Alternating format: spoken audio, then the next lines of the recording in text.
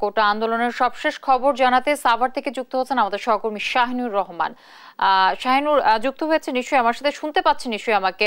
শাহিনুর, আপনি জানাবেন যে আসলে ক্যাম্পাসের শিক্ষার্থীদের আজকের কর্মসূচি কি কি, আপনার কাছে কি খবর আছে আমাদের দর্শককে জানাবেন। জ্যোতি, আপনাকে ধন্যবাদ। আমি কিন্তু এই মুহূর্তে আছি জাহাঙ্গীরনগর বিশ্ববিদ্যালয়ের সামনে। সকাল থেকে আমরা দেখতে পাচ্ছি যে জাহাঙ্গীরনগর বিশ্ববিদ্যালয়ের ছাত্রছাত্রীরা রেজিস্ট্রার ভবনের এখানে কিন্তু তারা অপেক্ষা করতেছে। আপনাকে একটি তথ্য জানিয়ে রাখি যে এই জাহাঙ্গীরনগর বিশ্ববিদ্যালয় বিভিন্ন আবাসিক হলে আমরা গিয়ে আবাসিক হলের সামনে গিয়ে দেখেছি যে এখন পর্যন্ত কেউ হল ছাড়ছে না, এমনটি কিন্তু আমরা দেখতে পাচ্ছি। এবং সেই সাথে আপনাদেরকে জানিয়ে রাখি যে আমরা কিন্তু কয়েকজন ছাত্রছাত্রীর সাথে কথা বলেছি, তারা আমাদেরকে যতটুকু জানিয়েছে যে বিশেষ করে যে তারা যে সিদ্ধান্ত, এই সিদ্ধান্ত এখন তো ইউজিসির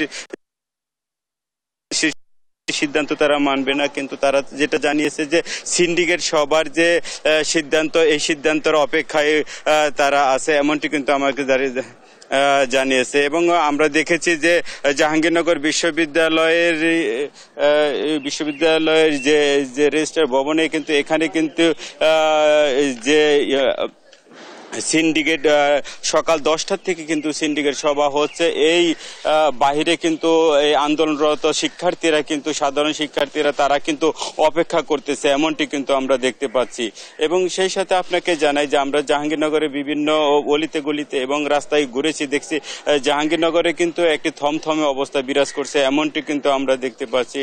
এবং আমরা দেখেছি যে ছাত্ররা বিভিন্ন মোড়ে এবং স্পটে বিভিন্ন জায়গায় কিন্তু দলে দলে বসে আছে, এমনটি কিন্তু আমরা দেখতে পাচ্ছি। এবং সেই সাথে আপনাদেরকে জানিয়ে রাখি যে এখন বিশেষ করে দেখার পালা যে এই সিন্ডিকেট সবাই যে সিদ্ধান্তটি হয় সেই সিদ্ধান্তের উপরে ভিত্তি করে কিন্তু ছাত্ররা পরবর্তী কর্মসূচি ঘোষণা করবে, এমনটি কিন্তু তারা আমাদেরকে জানিয়েছে। এখন পর্যন্ত জাহাঙ্গীরনগর বিশ্ববিদ্যালয়ে কিন্তু কোনো কর্মসূচি নেই বললেই চলে, কিন্তু ছাত্রছাত্রীরা কিন্তু সবাই কিন্তু রেজিস্ট্রার ভবনের এখানে অপেক্ষা করছে যে কি হয় সিন্ডিকেট সবাই, তারপরে পরবর্তী সিদ্ধান্তই করবে।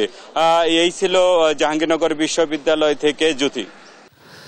আমরা এই মুহূর্তে রয়েছি রংপুরের বেগম রোকেয়া বিশ্ববিদ্যালয় ক্যাম্পাসে। আপনি জানেন যে গতকাল যে দিনভর সংঘর্ষ উত্তেজনা বিরাজ করছিল, সেই ঘটনার পর থেকে গতকাল রাতেই বিশ্ববিদ্যালয় কর্তৃপক্ষ অনির্দিষ্টকালের জন্য বিশ্ববিদ্যালয় বন্ধ ঘোষণা করেছে এবং একই সঙ্গে আজ দুপুর 12টার মধ্যেই শিক্ষার্থীদেরকে হল থেকে নির্দেশনা দেওয়া হয়েছে। যে কারণে সকাল থেকে আমরা দেখেছি যে খুব সকালে অর্থাৎ 5টার পর থেকেই শিক্ষার্থীরা হল ছাড়তে শুরু করেছে। এখন কিন্তু বেলা 11টা পেরিয়েছে। আমরা ক্যাম্পাসে রয়েছে, ক্যাম্পাসে কিন্তু কোনো শিক্ষার্থীদেরকে আমরা এই মুহূর্তে দেখছি না, তারা হল থেকেই নিজ নিজ দায়িত্বে তারা কিন্তু চলে গেছে। আরেকটি বিষয় জানিয়ে রেখে ছেলেরা বা ছাত্ররা যারা আছে তারা কিন্তু নিজেরাই চলে গেলেও যে এখানে যে রোকেয়া হল রয়েছে সেই রোকেয়া হলের শিক্ষার্থীরা কিন্তু তাদের অভিভাবকদের সঙ্গে চলে গেছে।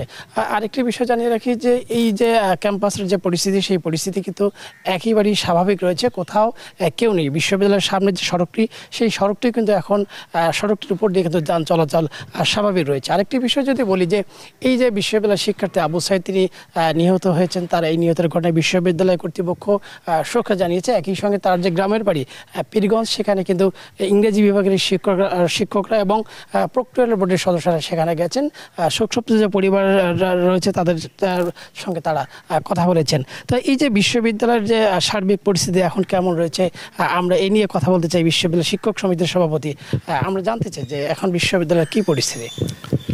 বিশ্ববিদ্যালয়ের পরিস্থিতি এই মুহূর্তে খুবই আমরা শোক সন্তপ্ত, সবারই মন খারাপ। আমরা একজন শিক্ষার্থীকে হারিয়েছি। আমরা অভিভাবক হিসাবে এটা নিয়ে আমাদের আসলে শোক প্রকাশ করার ভাষা আমরা জানা নাই এর জন্য। তো এর পাশাপাশি এই শিক্ষার্থী হারানোর পরে যে বিশ্ববিদ্যালয় যে আজকে ধ্বংসস্তূপে পরিণত হয়েছে, আমরা শিক্ষার্থীদের নিরাপত্তার কথা চিন্তা করি রাত্রে আমাদের প্রশাসন সিন্ডিকেট ডেকে বন্ধ করেছে। আমরা সকালে এসেছি যে হলের শিক্ষার্থীরা, আমাদের মেয়েরা, আমাদের ছেলেরা যেন দ্রুতই হল ত্যাগ করে নিরাপদে বাড়িতে ফিরতে পারে, সেজন্য আমরা একটু দেখাশোনা করছি।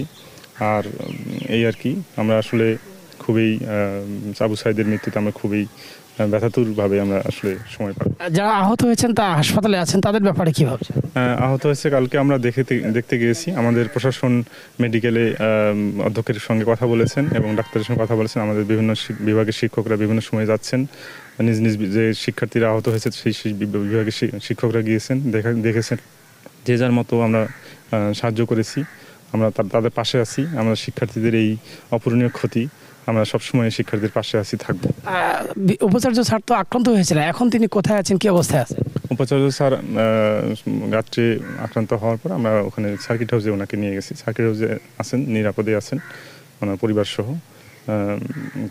সার্কিট হাউস থেকে উনি সিন্ডিকেট মিটিং করেছেন। যে আমরা শুনছিলাম বিশ্ববিদ্যালয় শিক্ষক সমিতির সভাপতি আমাদের সঙ্গে কথা বলছিলেন। একটি বিষয় জানিয়ে রাখি যে এই যে বিশ্ববিদ্যালয়ের যে পরিস্থিতি, সেই পরিস্থিতি কিন্তু এখন অনেকটাই স্বাভাবিক রয়েছে। এখন বেলা প্রায় 12টা বাজতে যাচ্ছে, তো দুপুরের পরে কিন্তু গায়েবী জানাজা নামাজ হবার কথা রয়েছে।